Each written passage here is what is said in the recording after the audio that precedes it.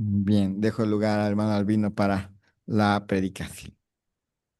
Muy buenas noches, hermanos. Me da mucho gusto poder saludarles de esta forma en este medio, ¿verdad? Gracias a Dios por la oportunidad, gracias a Eder por la invitación a predicar. Y hermanos, pues estamos gozándonos en el Señor, orando por ustedes y gracias por sus oraciones por nosotros. Nos da mucho gozo ver a la iglesia fiel, siguiendo adelante, ¿verdad? Sirviendo al Señor, ayudando a otros a conocerlo. Gracias a Dios por la Iglesia Bautista, fuente de vida eterna. Hermanos, les invito a abrir sus Biblias al libro de Efesios, el libro de Efesios, por favor, en este gran epístola pues vemos lo que somos en Cristo, lo que tenemos en Cristo.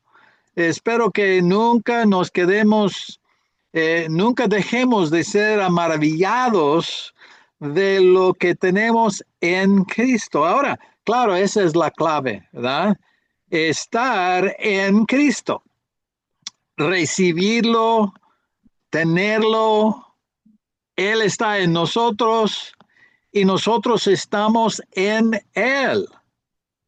Vamos a ver desde versículo 1 aquí en Efesios capítulo 1 dice, Pablo, apóstol de Jesucristo por la voluntad de Dios, a los santos y fieles en Cristo Jesús que están en Éfeso, gracia y paz a vosotros de Dios nuestro Padre y del Señor Jesucristo. Bendito sea el Dios y Padre de nuestro Señor Jesucristo, que nos bendijo con toda bendición espiritual en los lugares celestiales en Cristo. Otra vez, la clave es en Cristo. Lo que tenemos en Cristo, lo que somos en Cristo. Y dice aquí que Dios nos ve ya en el cielo en Cristo.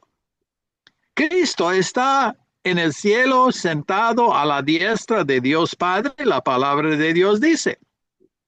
Ahora, nosotros en Cristo estamos ya en el cielo, en ese sentido, estamos en Cristo. En otras palabras, nuestra salvación es segura.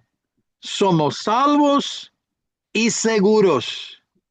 Estamos en Cristo, en los lugares celestiales, tenemos toda bendición espiritual. Toda. No vamos a buscar algo en otra persona, en otro lado, en una experiencia, en una filosofía humana, en otra manera. No, tenemos toda bendición espiritual en Cristo y tenemos esa bendición ya mientras andamos en este mundo, salvos y seguros. ¿Qué más somos? Dice, para que fuésemos, perdón, terminando versículo 3, sigue versículo 4, según nos escogió en él antes de la fundación del mundo. Ahora, somos salvos y seguros en este momento. Esto es tan seguro que Dios ya lo vio antes de la fundación del mundo, hermanos. Completa seguridad en Cristo. Dios ya lo vio, ya dice la palabra de Dios, nos escogió en Él, en Cristo, antes de la fundación del mundo. Salvos y seguros en Cristo. Bueno, si uno no está en Cristo, no tiene nada de esto. ¿verdad? Si es religioso, si pues lee su Biblia y hace muchas cosas buenas, inclusive pues llega a la iglesia por lo menos de vez en cuando. O sea, hace todo lo que se puede hacer un cristiano, pero no ha recibido a Cristo, no tiene a Cristo, no está en Cristo, no estamos hablando de esa persona. Estamos hablando de los que han recibido a Cristo, tienen a Cristo, están en Cristo. En Cristo somos salvos y seguros. Y luego sigue diciendo que somos santificados. Sigue diciendo versículo 4, para que fuésemos santos y sin mancha delante de Él. ¿Cómo podemos estar sin mancha delante de Dios? No somos perfectos.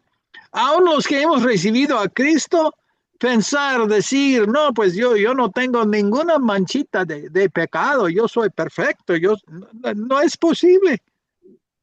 Pero en Cristo, sin mancha, santos, completamente apartados del pecado, en Cristo.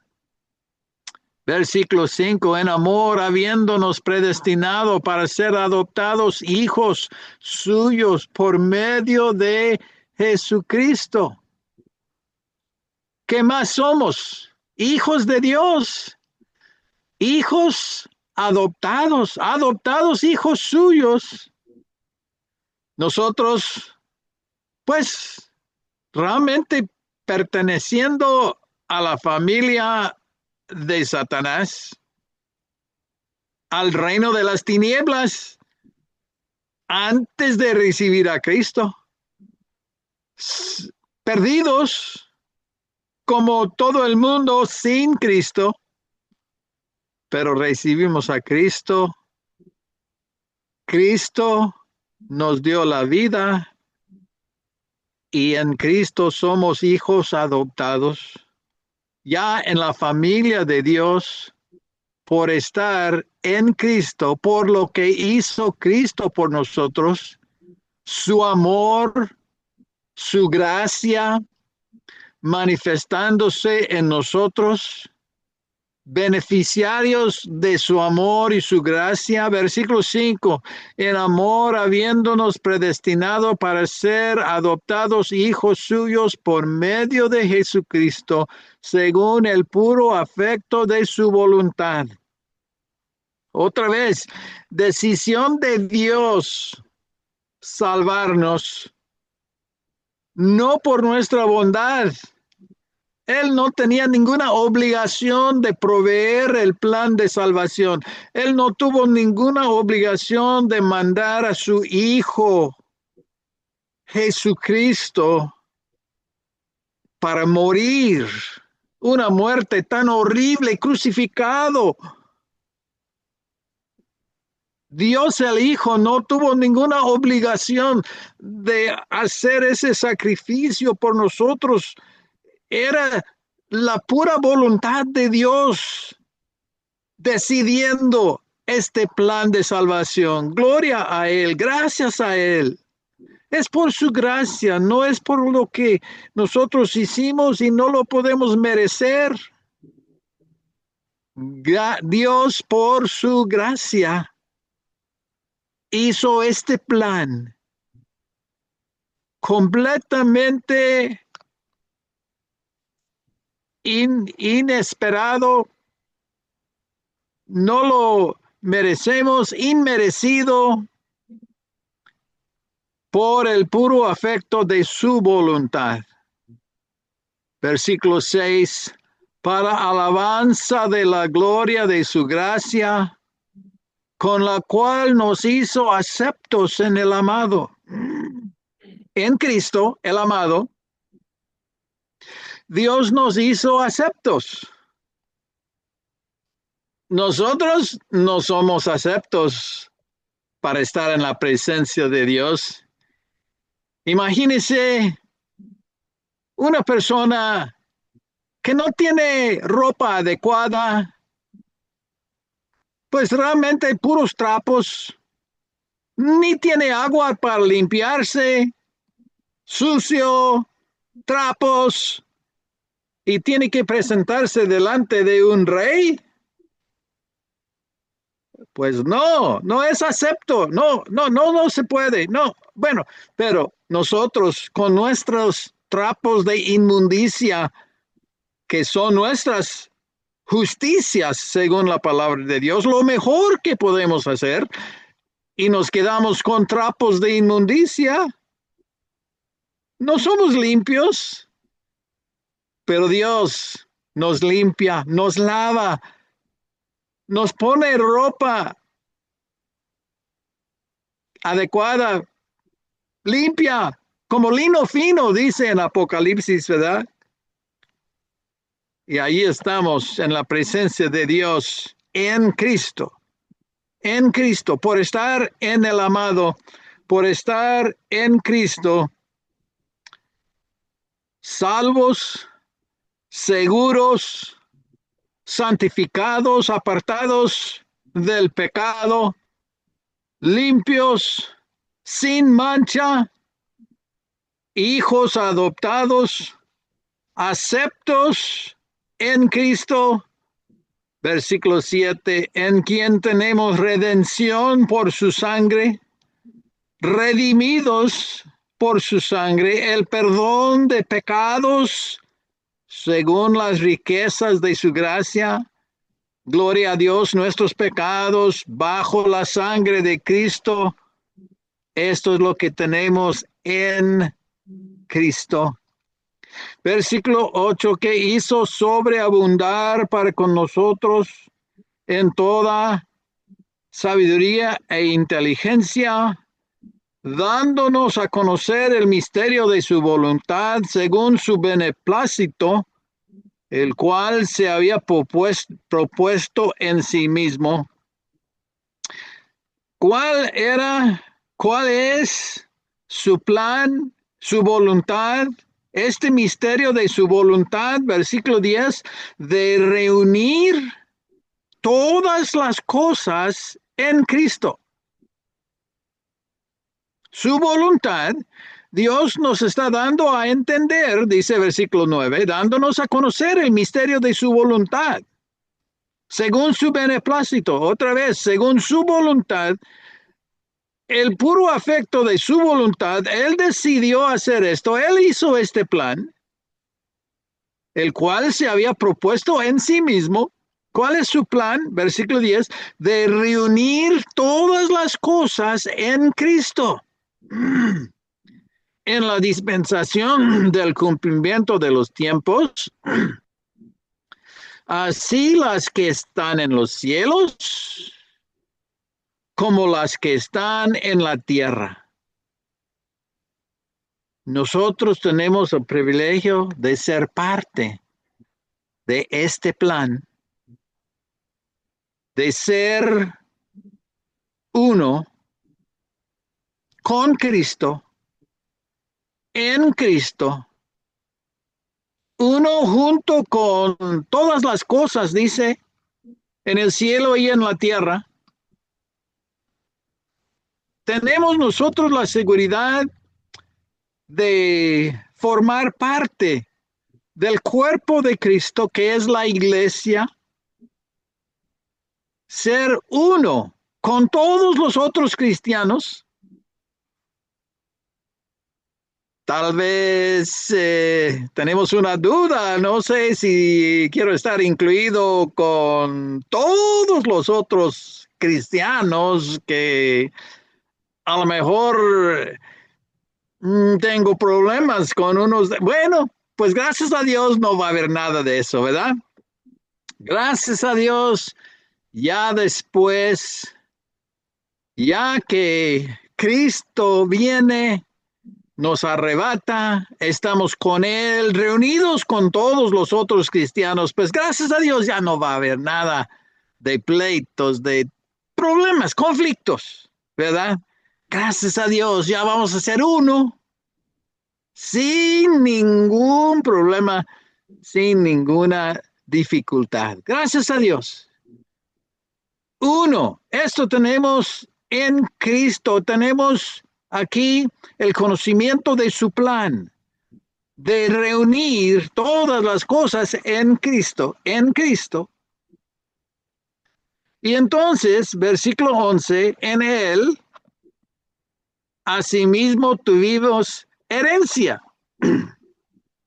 habiendo sido predestinados conforme al propósito del que hace todas las cosas según el designio de su voluntad, a fin de que seamos para alabanza de su gloria, nosotros los que primeramente esperábamos en Cristo. Herencia, tenemos herencia, somos herederos, dice en Romanos, coherederos con Cristo. Todo lo que está heredando Cristo, somos coherederos. Fíjense, piénsenlo. Una herencia, pues uno sabe, ¿verdad?, el gran valor de una herencia. Pues uno está batallando, no tiene, y luego, pues una herencia le ayuda a poder tener. Bueno, gracias a Dios, ya en el cielo, ya con Cristo, ya en la eternidad, pues no vamos a batallar para qué voy a comer, qué voy a vestirme, dónde voy a vivir.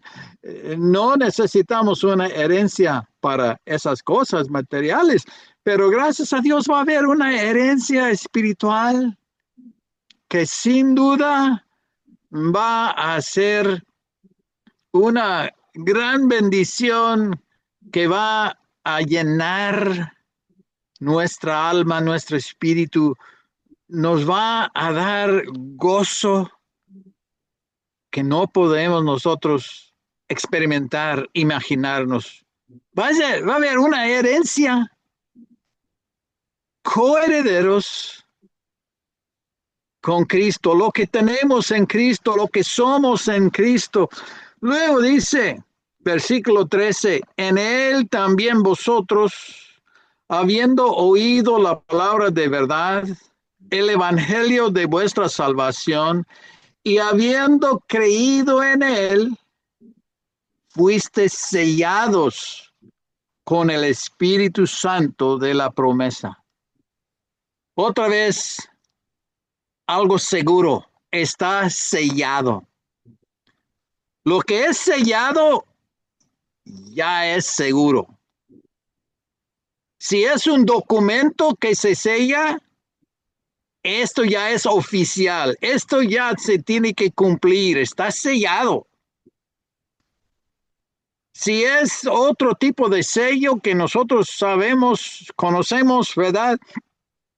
Se prepare comida y se prepara de tal forma que se puede sellar ya para preservarse. Bueno, un sello ya lo hace seguro. Ya lo hace seguro.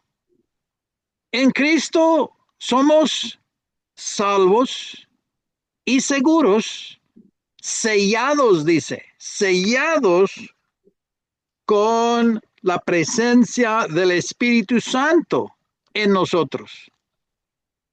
Ahora, ¿quiénes se gozan de esta bendición? Los que están en Cristo. Ahora, fíjense otra vez en lo que dice versículo 13, de las personas que son sellados, los que fueron sellados, ¿verdad? Dice, versículo 13, en él, también vosotros, habiendo oído la palabra de verdad. Primero tienen que oír. Una persona tiene que oír la palabra de verdad.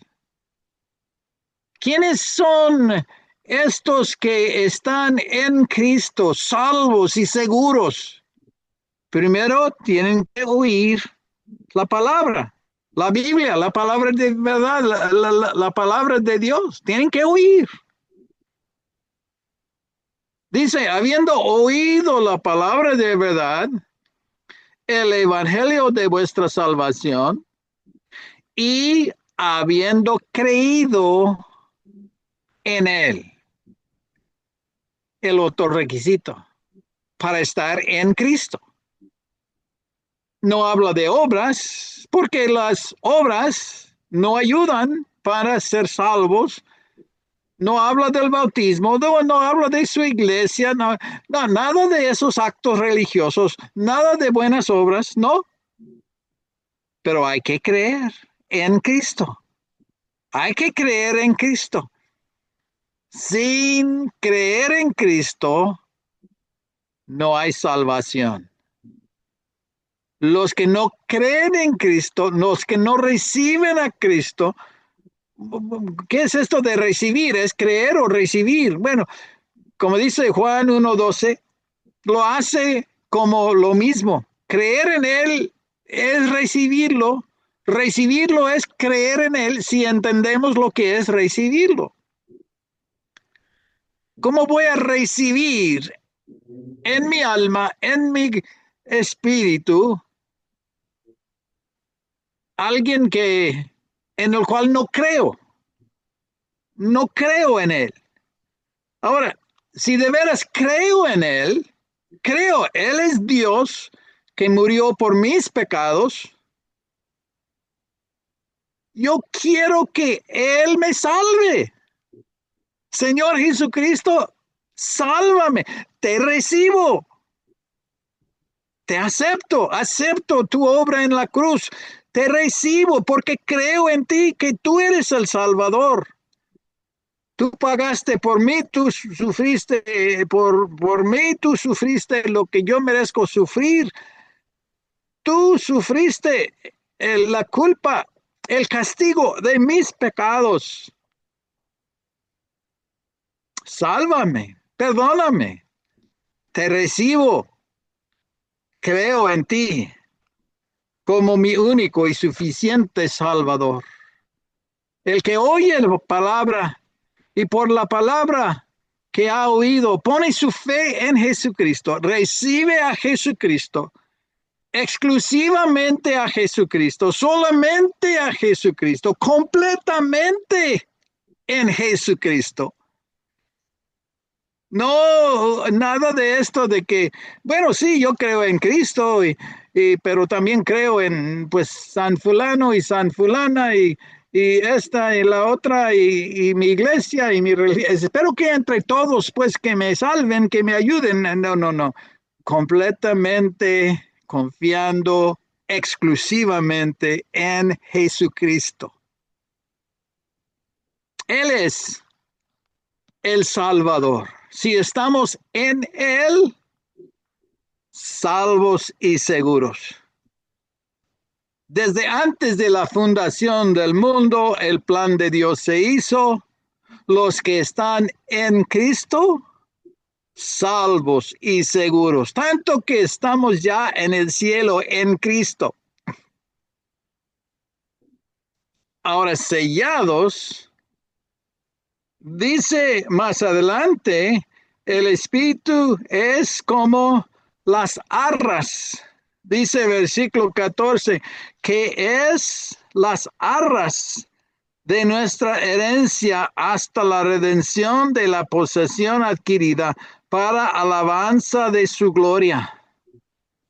Es como, pues, un poquito de adelanto, arras.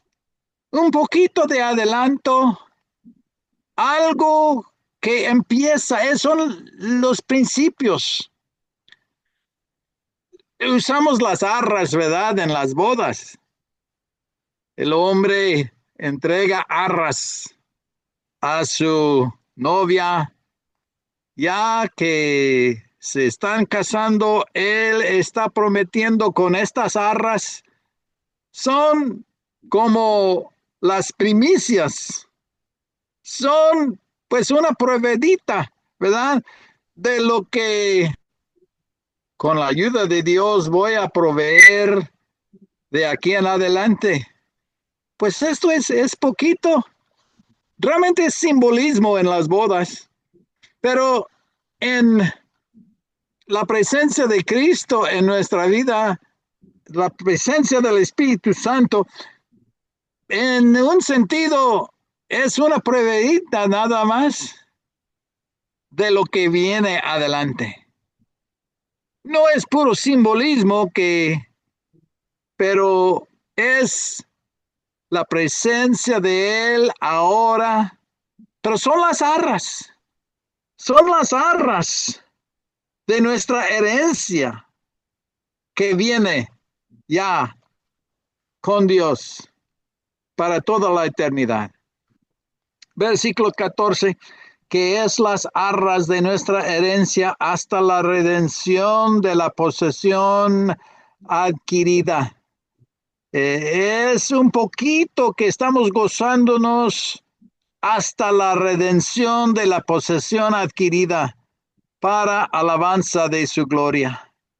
Por esta causa también yo, habiendo oído de vuestra fe en el Señor Jesús y de vuestro amor para con todos los santos, no ceso de dar gracias por vosotros, haciendo memoria de vosotros en mis oraciones. ¿Qué dice el apóstol Pablo acerca de este pueblo, de esta gente? Él dice que había oído de su amor y de su fe. Habiendo oído de vuestra fe en el Señor Jesús y de vuestro amor para con todos los santos. El testimonio de esta iglesia, de esta gente. Hermanos, ¿cuál es nuestro testimonio? ¿Verdad? Qué bonito, qué precioso. Cuando una iglesia tiene el testimonio como esta iglesia. Qué bonito el testimonio que el apóstol Pablo había oído. Había oído de su fe. Sí, he oído de la Iglesia Bautista Fuente de Vida Eterna. Esos hermanos, pues son reales, ¿verdad? Creen. Ellos realmente creen. Ellos realmente tienen fe. Y su amor, ahí sí está evidente. El amor de Dios entre ellos, ¿cómo se aman? Y no nada más entre ellos, pues ellos aman a otros. O sea, se oye de su amor. Tener ese testimonio, qué precioso, ¿verdad, hermanos? Qué precioso. Y eso debe de ser, pues siempre nuestro testimonio. Y siempre con esa meta, porque es bíblico, es correcto, ¿verdad? No por vanagloria, no para vanagloriarnos, no para que hablen de nosotros así. No, eso, no estamos pensando en eso. Pero si es cierto, se va a oír, se va a saber ese testimonio, la fe y el amor de una iglesia. Ahora, dentro de este testimonio, lo bueno que era esta iglesia y pues todo lo que tenían en Cristo, que nosotros también tenemos, vamos a notar, hermanos, en los versículos siguientes, que todavía faltaba, todavía necesitaban algo. ¿Qué será? Bueno, vemos esto en la oración del apóstol Pablo. Lo que él oraba por ellos, queriendo decir que todavía les faltaba, necesitaban. Por eso él oraba por ellos. ¿Qué es lo que faltaba? Dice versículo 17. Para que el Dios de nuestro Señor Jesucristo, el Padre de gloria, os dé espíritu de sabiduría y de revelación en el conocimiento de Él, alumbrando los ojos de vuestro entendimiento, para que sepáis cuál es la esperanza a que Él os ha llamado y cuáles las riquezas de la gloria de su herencia en los santos. Hermanos, el apóstol Pablo dice, oro por ustedes, pidiendo a Dios que os dé estas cosas. Entonces eran, se puede decir, necesitados de espíritu de sabiduría. Nosotros podemos decir, pues yo soy sabio, yo ya sé todo. Pues yo he sido cristiano por cuántos años y yo ya sé todo. Ya no me enseñan nada a mí. Ya, pues, esta iglesia con un buen testimonio, pero el apóstol Pablo oraba por ellos. Él dice, no ceso de dar gracias por vosotros, haciendo memoria de vosotros en mis oraciones, para que el Dios de nuestro Señor Jesucristo, el Padre de gloria, os dé espíritu de sabiduría y de revelación en el conocimiento de Él. Sabiduría y revelación en el conocimiento de Él. Lo conozco. Tú dices, lo conozco. Amén. Gloria a Dios. Gracias a Dios. Lo conocemos, pero eso es el principio. Necesitamos sabiduría y revelación en ese conocimiento. O podemos pensar que ya sabemos todo, ya conocemos todo lo que hay para saber en Dios, el Dios infinito, el Dios que no podemos empezar a comprender, a entender, es tan grande, tan poderoso. Cuánto debemos también anhelar conocerlo mejor, tener más entendimiento de Él, de las cosas espirituales, de lo que Él tiene para nosotros, de lo que es su voluntad. Que Él alumbre mis ojos, versículo 18, alumbrando los ojos de vuestro entendimiento. Por más que entendemos, debemos también desear, Señor, abre mis ojos,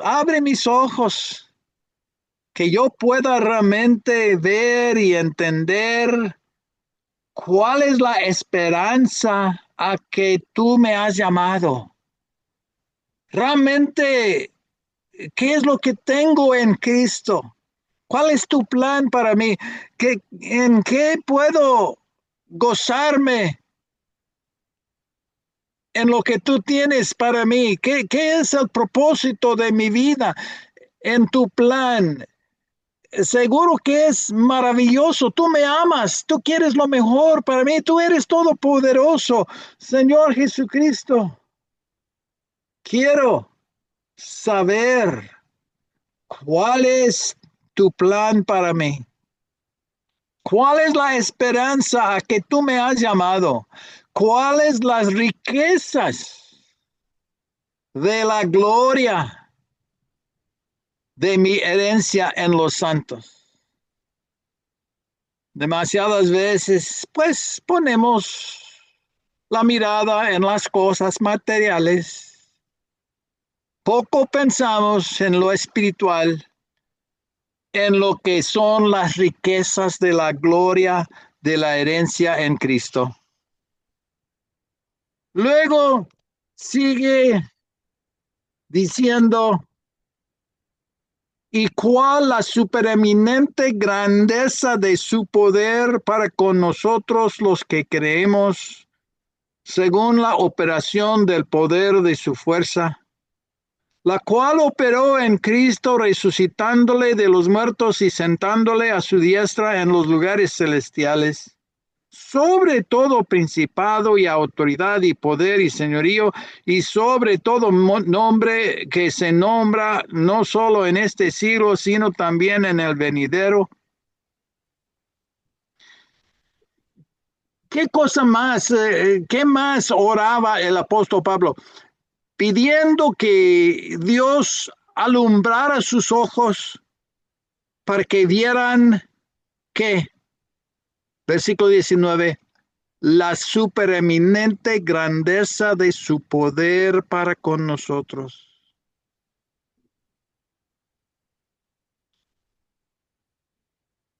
Hermanos, si entendemos el poder de Dios en nosotros, ese poder es tan grande que no hay problema para Dios. Eso con lo que nosotros batallamos, a veces con pecados, tentaciones, no tenemos la victoria. No hay poder, no hay poder para vencer esa tentación, ese pecado que nos está dañando. La paga del pecado es la muerte. Está produciendo muerte de alguna manera en nuestra vida y no tenemos la victoria y como que no podemos. Y, y luego pues nos falta poder para testificar, para compartir el evangelio, para hablar con alguien de Cristo, tanto que lo necesitan, familiares, vecinos, tanto que necesitan a Cristo. Y luego no, nos falta poder, hermanos. Necesitamos, como esta gente, por lo cual oraba el apóstol Pablo, necesitamos entender cuál es la supereminente grandeza de su poder para con nosotros. Ese mismo poder que resucitó a Cristo de los muertos, operó en Cristo. Ese mismo poder está en nosotros, dice. Ese mismo poder que resucitó a él de los muertos y lo puso a la diestra de Dios Padre en los cielos y lo puso sobre todo principado y autoridad y poder y señorío y sobre todo nombre que se nombra. Ese poder está en nosotros. En este mundo ha habido gente poderosa, pero Cristo está arriba de todos. Está arriba de todo. Hay gente poderosa en este mundo. Cristo está arriba de todos. Y sabemos que un día todo se va a sujetar a Él. Versículo 22 dice, y sometió todas las cosas bajo sus pies y lo dio por cabeza sobre todas las cosas a la iglesia, la cual es su cuerpo, la plenitud de aquel que todo lo llena en todo. Nos quedamos asombrados. ¿A quién es Cristo?